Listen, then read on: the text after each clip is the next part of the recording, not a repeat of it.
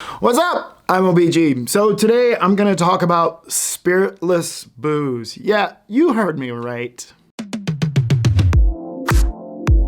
What is spiritless booze? Well, Seedlip is the start of the spiritless booze. And what is actually spiritless mean? Well, there's no alcohol in here, and this is the start of the movement of the spiritless base alcohol scene.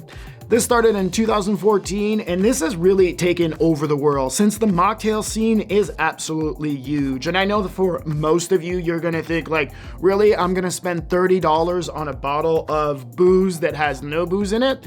Well, actually, there's a real argument to be made since most of the people in the world are drinking less and less spirits. Yes, they are more focused on beer, seltzers, which we all hate, and of course wine. And there's a real scene for sober people to actually enjoy a cocktail. Now, I know that many of my friends in the industry are sober, and I think that for most of you that are listening to this, it's gonna sound pretty crazy, but I can tell you from experience, being sober and being a bartender is a real thing. And I have some friends that are world-class bartenders that still bartend, but have been sober for 5, 6, 7, 8 years. And when we look at the best bars in the world, well, the owners are usually also sober. So this is a real thing. This is really the start of the movement of soberness when we look at the industry. Yes, there is a lot of brands out there now, but a few years back, there was just absolutely nothing. So what is so special about Seedlip? Well, first of all, Seedlip makes 3 different products. This was the first to be in the market. Other than that, this is the most expensive brand out of all of them. So let's talk a little bit about packaging. First of all, the packaging hasn't changed since 2014, and I have the other 2 here. They are just absolutely beautiful packaging. They're really simple, to the point, not confusing. They tell you the story, and this is just really, really solid. This is an A for me. But what do they actually taste like? Well, let's jump into the tasting notes. We're gonna start with the Seedlip Grove 42. On the color, of course, it's clear. On the nose, cucumber, mint, peppermint bark, orange zest, tangerine zest, lemon zest, lime zest, kumquat, aloe.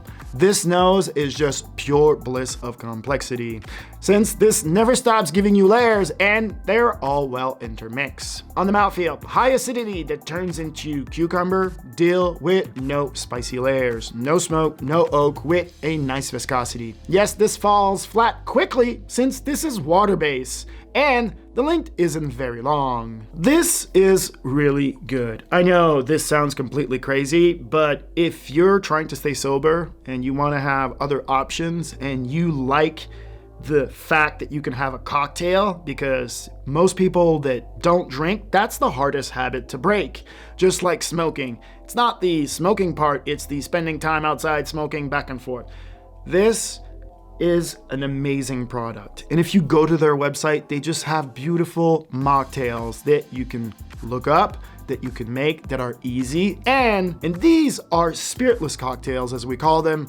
I don't care much for the name mocktail. I think it's kind of stupid, but again, that's more of an industry thing. Let's jump into the Seedlip Spice 94. On the color, once again, clear. On the nose, spicy, smoky pine, just like a pine closet that falls into clovers, anise star, licorice, underwood, bark, oak. This is super complex and it just jumps out of the glass. I love the nose on here since it really delivers. On the mouthfeel, right out of the gate, you get the spicy complexity layers of the pine that are mixed in with smoke, oak, bark, hints of pepper into a small viscosity. The acidity comes around to deliver a good finish, and this is just so good. This is really solid. This is a great mixer if you're trying to recreate a gin and tonic. This is my go-to.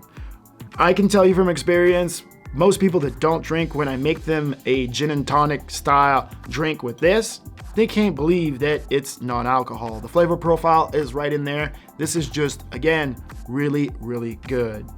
Let's go to the Seedlip Garden 108. On the color, clear. On the nose, high-end dill. Then you get cucumber, coriander seed, some zest, but this is a full-on fresh herb garden that just dominates the nose with the dill. On the mouthfeel, all cucumber seeds on here.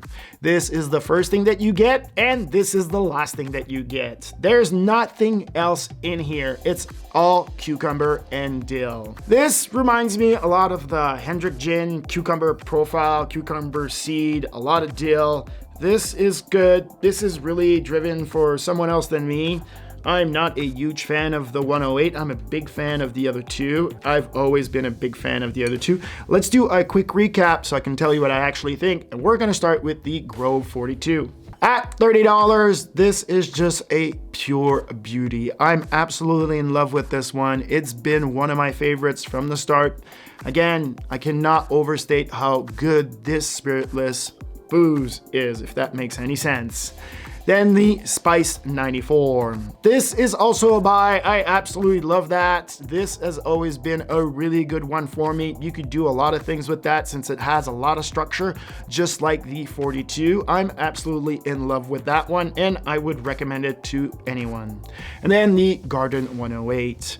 The Garden 108 is still good. It's a pass for me. There is so much competition out there these days with these spiritless based booze that you can really go out and try a bunch of things that are less expensive. But if you want to be with the original first brand that started this movement, well, that would be the Seedlip.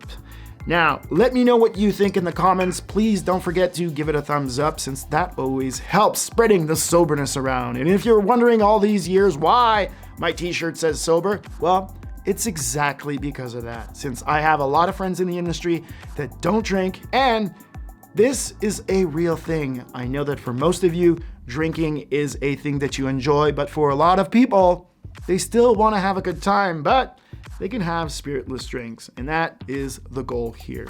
All right, that's gonna do it for me. I'm OBG for tastingskills.com. Please remember, my friend, stay sober. Peace.